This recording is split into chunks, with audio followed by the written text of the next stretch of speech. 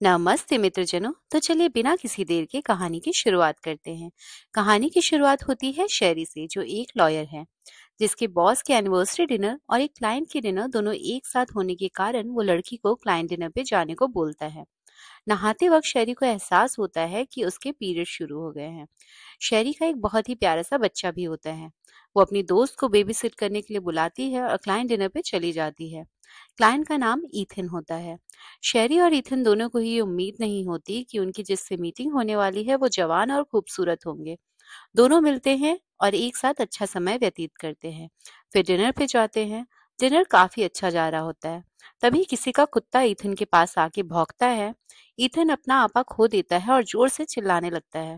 वो इंसान अपना कुत्ता लेके चला जाता है। वो शेरी को अपने बर्ताव के लिए सॉरी बोलता है और बताता है कि उसे कुत्तों से बेहद डर लगता है। डिनर के बाद दोनों और भी कई जगह जाते हैं और बहुत ही अच्छा समय व्यतीत करते हैं। पूरे दिन के बाद जब वो घर आते हैं, शेरी अपने घर जाने की बात करती है। ईथन उसे रोकता है। ईथन उसके लिए अगले दिन का अलार्म लगा देता है। फिर वो ईथन के साथ उसके घर में घुसने ही वाली होती है, तभी उसे अपने बच्चे की याद आती है। वो कहती है, मेरी बेबी सिटर थक गई होगी, मुझे घर जाना चाहिए। ईथन उसे नहीं रोकता। फिर वो कहती है, पर शायद उसकी बेबी सिटर को कोई दिक्कत नहीं होगी, और वो ईथन के साथ उसके घर जाती है और दरवाजा बंद होता है। कुछ ही देर में दरवाजा खुलता है और लड़की रोते हुए घर से बाहर निकलती है। वो अपनी पूरी जान लगा के वहां से भागती है, जैसे उसने क्या देख लिया हो। कुछ दूर भागने के बाद वो दो औरतों से मदद मांगती है और अपनी बेबी सिटर को कॉल करने बोलती है। उसका फोन ईथन के घर पे ही छूट जाता है। वो उन्हें 911 पे कॉल करने को कहती है। कुछ ही देर में पुलिस वहां आ जाती है। वो पुलिस से अपने बॉस जेम्स फिलर को कॉल करने के लिए कहती है, जिसने शेरी को इस डिनर पे भेजा था। पुलिस को लगता है कि लड़की शायद नशे में ऐसी बातें कर रही है। पुलिस वाले उसकी हर बात को अनसुना कर देते हैं और शेरी को जेल में बंद कर देते हैं। जिस जेल में बंद करते हैं वहां पहले से एक लड़की होती है। वो उस लड़की से अपनी सारी बातें बता रही होती है। तभी बताती है कि उसने डिनर से पहले बहुत ही बेकार से जिन एंड टॉनिक पी होती है। तभी लड़की जो जेल में होती है वो पूछती है कि क्या उसने ये कहा था कि उसे बस ये एक ही ड्रिंक बनानी आती है। शेरी हाँ में जवाब देती है। फिर वो लड़की पूछती है कि क्या वो आदमी लंबा है और उसकी आंखें नीली है। शेरी फिर से हाँ में जवाब देती है। फिर लड़की पूछती है कि क्या उसे कुत्तों से भी बहुत नफरत है। शेरी हाँ कहती है। तभी वो लड़की जोर से चिल्ला के पुलिस बुलाने लगती है और उसे कहती है कि उसे वहां से बाहर निकाले। शेरी घबरा जाती है। वो पूछती है वो ऐसा क्यों कर रही है। तभी लड़की कहती है कि अब शेरी निशाने पर है। उसने जो भी अब तक बोला है उसकी बेस्ट फ्रेंड ने भी यही सब बताया था, और अगले दिन वो लापता थी और फिर मरी हुई पाई गई। वो शेरी को किसी फर्स्ट लेडी को ढूंढने के लिए कहती है कि बस वही उसकी उम्मीद है, और उसे घर जाने से बिल्कुल मना करती है। कहती है यह आदमी जिंदगी भर उसका पीछा नहीं छोड़ेगा जब तक उसे मार ना दे। शेरी कहती है, तुमने पुलिस को ये सब क्यों नहीं बताया। वो औरत कहती है, उसका कोई फायदा नहीं है, ईथन हर किसी को वश में कर सकता है। फिर वो औरत चिल्लाकर दूसरे पुलिस वालों को बुलाती है और वहां से निकालने के लिए बोलती है। वो आदमी जेल में भी आ जाता है। पुलिस वाले उसे खुद जेल में लाते हैं। ईथन शेरी को बोलता है कि वो एक गेम खेलना चाहता है कि वो उसका पूरी रात शिकार करेगा, और अगर वो पूरी रात जिंदा बच गई तो वो उसे जाने देगा। फिर पुलिस वाले उसे जाने देते हैं और गेम शुरू होता है। शेरी टैक्सी बुलाती है और अपने बॉस के घर जाती है।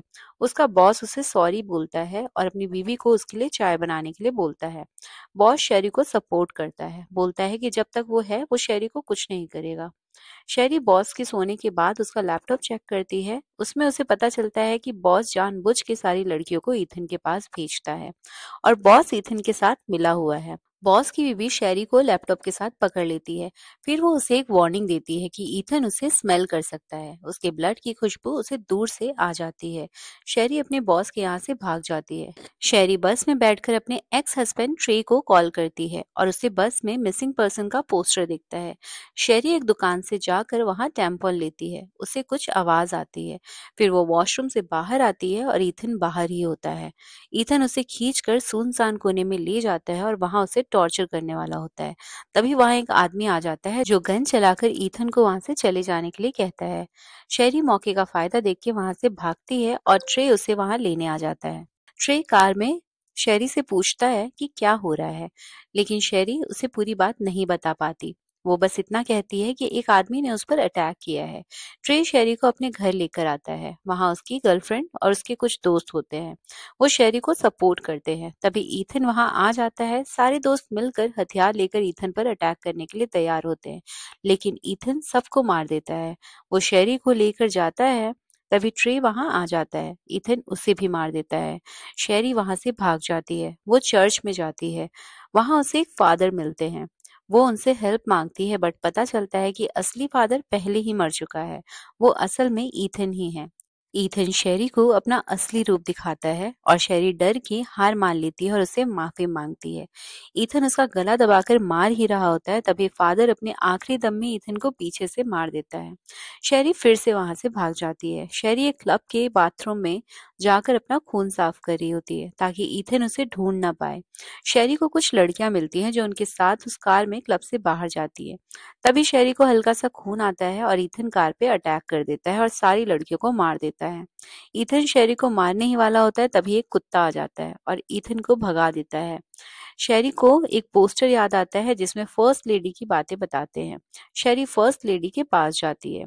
फर्स्ट लेडी को सब पहले से पता होता है। वो शेरी का खून लेती है और हर जगह पूरे शहर में फैला देती है ताकि ईथन उसे ढूंढ ना पाए। शेरी पूछती है वो कौन है। फर्स्ट लेडी उसे बताती है कि ईथन पहले भगवान का फरिश्ता था।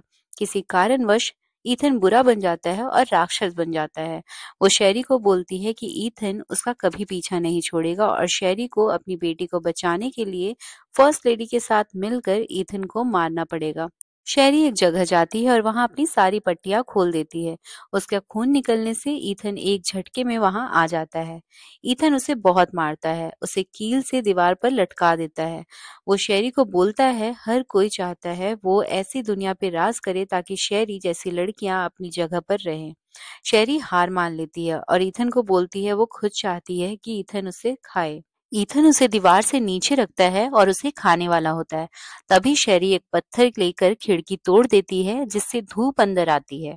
ईथन की कमजोरी रोशनी होती है और उसे पता चलता है कि जिस जगह शेरी उसे बुलाती है वो पूरी ग्लास की बनी होती है। शेरी पूरी जगह को तोड़ देती है। तभी फर्स्ट लेडी आकर लाइटर से ईथन को जला देती है और ईथन के अंत के साथ साथ कहानी का भी अंत होता है। उम्मीद है आपको एक्सप्लेनेशन पसंद आई हो। ऐसी मजेदार मूवी स्टोरीज के लिए सब्सक्राइब करना ना भूले। आपसे फिर मिलते हैं अन्य किसी मूवी के साथ। तब तक के लिए बाय बाय।